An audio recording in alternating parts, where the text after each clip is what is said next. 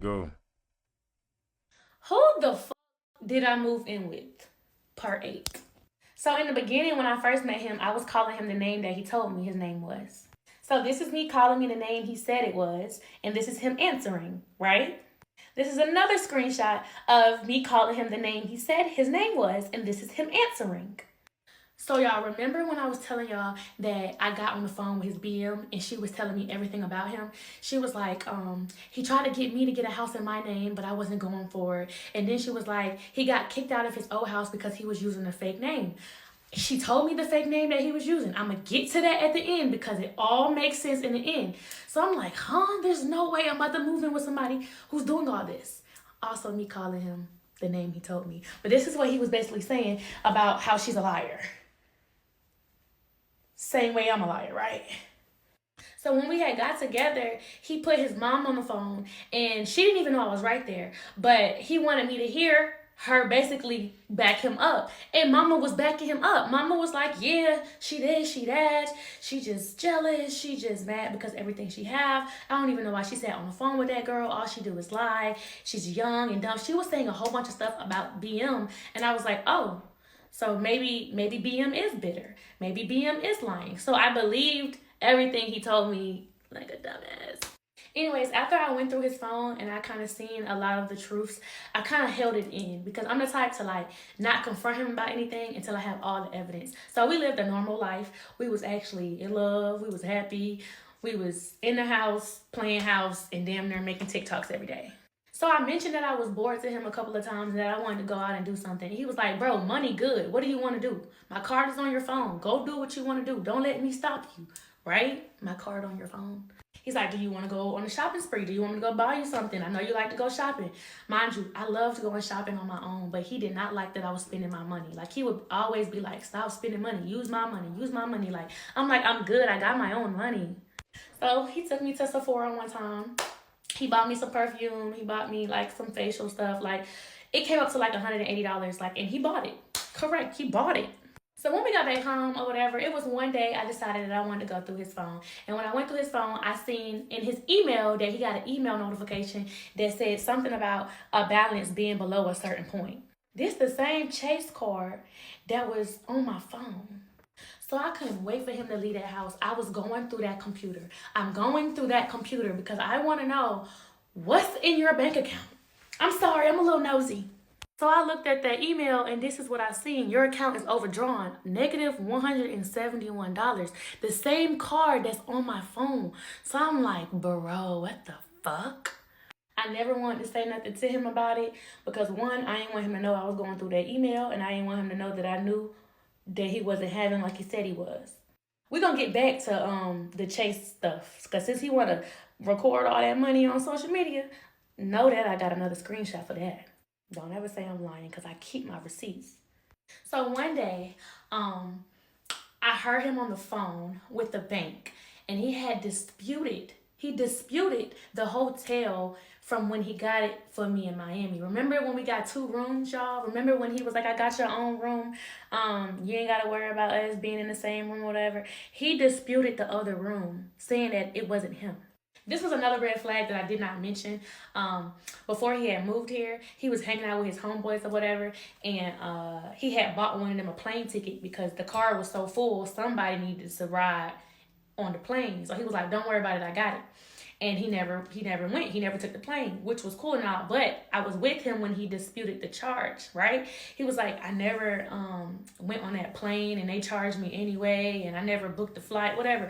So I never thought nothing of it because he didn't go on the flight. But I didn't think that this man pay for stuff and then dispute his charges. Like, that didn't make sense for a dude who be having, right? For a rapper. Like, it just wasn't making sense to me. Anyway, back to the story. I know I'm all over the place, but I fucked it up because I was ending it in the last part, but now I'm not ending it.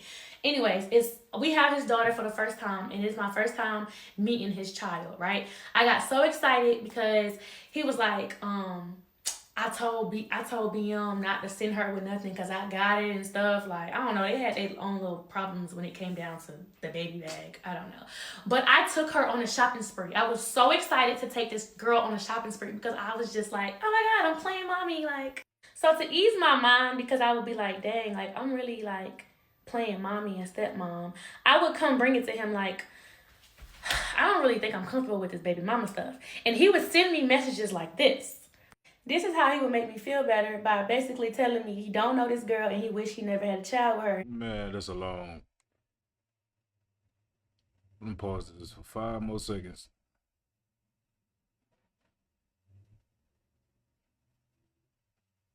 A lot of info. Y'all can pause if y'all want to read. All of that stuff, like, this is manipulation stuff to make me feel good. Taking accountability, Kia. I was wrong for even believing this. Like, you're literally talking down on the mother of your child, and I took it as, it's okay, he don't really know his baby mama, Kia. Now, at this point, I have no issue with BM at all. I'm actually talking to her. Anything that has to do with her child, because she's here, she's talking through me. I'm sending her pictures like she's good, she's okay. He did not like the fact that we were texting. Like, stop talking to this girl. Leave her alone. That's all she want to do. She want to be a part of this. She want to control the situation. I don't talk to her, dude, so don't talk to her. So I ended communication with his BM because he did not want me to talk to her at all. So yeah, it's time for us to take his daughter back to Florida, y'all. So we taking his daughter back to Florida, right? And in my head, if you already have a house in Florida, because remember, he said he had a house there, and the lease wasn't up around this time, so it wasn't like you didn't live there no more. Your name should still be on that house. That still should be your house. Why are we going to a hotel when we should go to the house that's yours? So we riding through Florida or whatever, and we pull up to this house, and he don't remember this, but when we was on FaceTime, I asked him to give me a tour of his house, and he showed me the outside of his house. It was like this garden in the front, and he was like, I did this. It was the same garden when we pulled up to this house. So I'm like, this is the house. And to confirm in my head, on Father's Day, I remember sending him gifts on Father's Day. I gave him edible arrangements, and I was like, Happy Father's Day, because nobody did nothing for him for Father's Day. So as his girlfriend, I know he's a father, I sent him something for Father's Day. This is why he was living in Florida. And he gave me the address to send it to, which is his address. We pull up to the same address that I sent the edible arrangements to.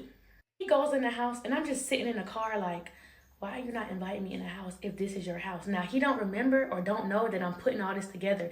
This is the same house that you said was yours. But whatever. We go to the hotel that we have. After we leave the hotel, we go home.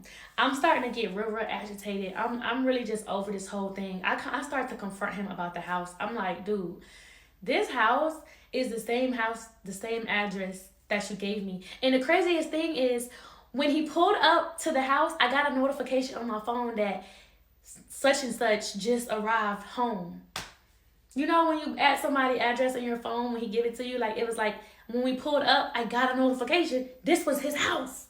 It got to the point where I kind of was like over our relationship. Like, No, you didn't. I just didn't want to be around him once I seen that he was lying about a lot of stuff. Once I went through that phone, I was just like, something not right. And I was telling him, I don't feel the same about you. So he would go to Florida sometimes. Like, he wouldn't even be at the house. Like, he didn't feel comfortable being at the house. So he would go to Florida, and he'll go to that house because I'll get a notification. And I confronted him about the house situation.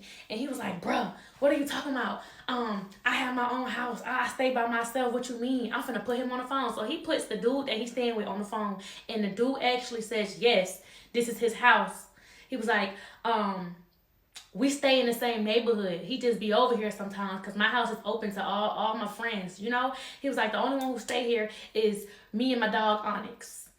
Onyx is the same dog he said that he told sit, and he was like, sit, and he wasn't sitting. The dog name is Onyx. So the dude on the phone yapping about how, oh yeah, he got his own house and we just stay in the same neighborhood or whatever. He's telling me the whole time that the dog that's been at the house is his. But not knowing the whole time me and him been on FaceTime when he was living in Florida, that was the dog that was living at his house. I'm over here like, who the fuck did I marry part one? This is literally, I feel like I'm living a Risa Tisa story, but I'm literally living in it. Like, Who did you marry? And then Risa Tisa. It's like I keep hearing this Risa Tisa ever since I watched her. Their stories must be 100% the same. Right now. So then I mentioned, I was like, in it. Like, I'm in it right now.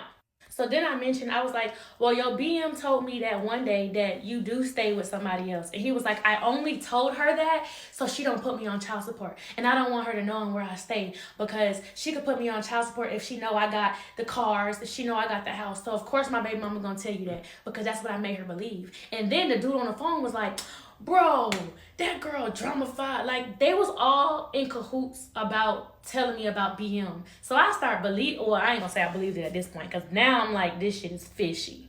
So while he's in Florida, it's chase mail coming to the house, and I'm starting to see multiple chase mail coming. And I don't know, like I said, it was just open on the counter one day, like it was just sitting there, and I decided to peek and look at what was coming in. Who the So dog lying like a mother. Everything about him a lie right now. He got his man's lying, talking about it's his crib, but it's his bro crib. Telling his BM they stay together. Man, let's check out part 9.